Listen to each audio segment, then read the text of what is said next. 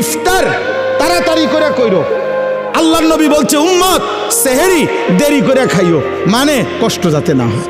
ইফতার করো তাড়াতাড়ি, যাতে সময় হইছে সাথে সাথে ইফতার করো, এর মধ্যেই বরকত। সাহারি দেরি করো, যেন লাস্ট টাইমে নিয়ে খাও, কোনো অসুবিধা নাই, যাতে করে তোমার কষ্টের মাত্রাটা কম হয়। মানে সব মিলাইয়া রব্বুল আলামিন চেয়েছেন আমার বান্দার যেন আরাম হয়, কষ্ট না হয়। ইউরিদুল্লাহু বিকুমুল ইউসরা ওয়ালা ইউরিদু বিকুমুল উসরা। একদিকে তো সহজ করার জন্য এত ব্যবস্থাপনা করেছেন, আবার আরেক দিকে নেকি।